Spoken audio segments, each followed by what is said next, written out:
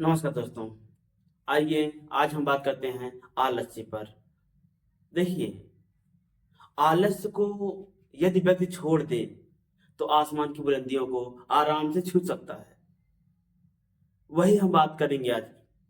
देखिए, दरअसल जो बच्चे होते हैं वह पढ़ने के लिए समय सारणी बना लेते हैं कि हम आज से पढ़ेंगे, उसके बाद पढ़ाई के नाम पे कुछ नहीं कर पाते।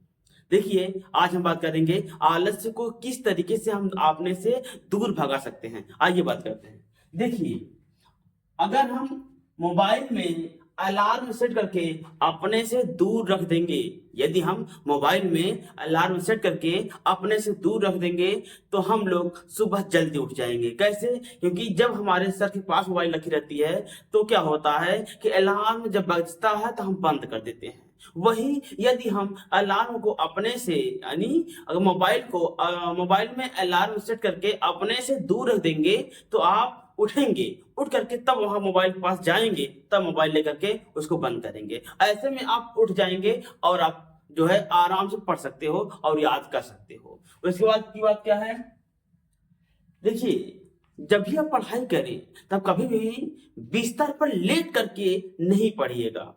या तो आप बेंच पर बैठ जाइए या फिर कुर्सी पर बैठ जाइएगा, ठीक। लेकिन कभी भी बिस्तर पर मत पढ़िएगा, क्योंकि बिस्तर पर हम जब पढ़ते हैं तो हमको नींद आती है और आलस्य हमको घेर लेता है। उस समय हम लोग किताब पढ़ते पढ़ते बिस्तर पर ही लेट जाते हैं और जिसके कारण हम लोग आगे पढ़ाई नहीं कर पाते हैं। इसीलिए जब भी हम पढ़ाई करेंगे तब हम लोग बिस्तर पर ना रह करके या तो कुर्सी का प्रयोग करेंगे या फिर बेंच का या फिर जमीन पर बैठ कर हम लोग पढ़ सकते हैं। ठीक है बेटा।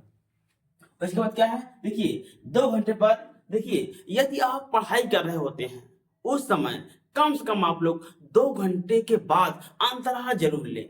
क्योंकि अगर आप देर रात तक पढ़ाई करते हैं उस समय क्या होता है, जब 1 घंटे हो जाता है या 1.25 घंटे हो जाता है उस समय हमें नींद आने लगती है। यदि हम जो है अगर 50 मिनट या फिर उससे अधिक मान लो 1.5 घंटे तक पढ़ लेते हैं या 2 घंटे तक पढ़ लेते हैं तो उसके बाद कम से कम आप 10 मिनट से 15 मिनट तक रिलैक्स फील कर लीजिएगा। अर्थात उस समय किताब बंद करके थोड़ा आप टहल सकते हैं, टहल लीजिए या फिर पानी पी लीजिए। उसमें क्या होता है कि आपका नींद खुल जाता है, नींद नहीं लगता और पढ़ने में मन लगा रहता है। उसके बाद देखिएगा, कम से कम देखिए, यदि हम क्या करेंगे, सुबह उठने के बाद कम से कम 30 मिनट टहलेंगे या फिर व्यायाम करेंगे, उससे हमारी जो इंद्रियां होंगी वह चैतन्य हो जाएंगी और हम लोग अच्छे से पढ़ सकेंगे। हम लोगों का पढ़ने में मन लगा रहेगा और एकाग्रता बढ़ेगी। इसीलिए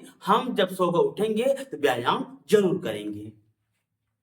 उसके बाद देखिए, जब भी आप पढ़ाई करें तो एक बात ध्यान दीजिएगा, क्या है कि जब भी आप पढ़ाई करते हैं ना बेटा, तो कभी भी मोबाइल चला करके या फिर टीवी चला करके आप पढ़ाई नहीं करेंगे।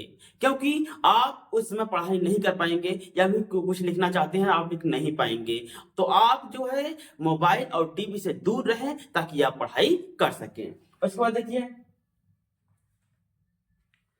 देखिए, कम से कम हम आपको बताएं भैया कि यदि नींद आने लगे तो कम से कम 1 घंटे बाद पानी जरूर पीजिए, क्योंकि हर 1 घंटे के बाद पानी पीने से आपकी नींद टूटेगी। अगर इससे भी आपका नहीं बन पा रहा है और नींद आ ही रही है तब आप क्या करेंगे जानते हैं? सिर्फ और सिर्फ आप क्या करेंगे, बाम ले लेंगे, बाम को अपने माथों पर लगा लेंगे। जब माथों पर लगा लेंगे और यहाँ लगा लेंगे, उसके बाद थोड़ा सा लगा के सांस लेंगे ना, पक्की बात है आपकी नींद टूट जाएगी और जब नींद टूटेगी तो आपका पढ़ने में मन लगा रहेगा, अर्थात आप पुनः पढ़ सकते हो। तो इन क्रियाकलापों को यदि आप अपना लेंगे तो आप पढ़ाई में अव्वल नंबर से पास हो सकते हैं और आपका मन पढ़ने में लगा रहेगा और आपसे आलस्य कोसों दूर भाग जाएगा। ठीक।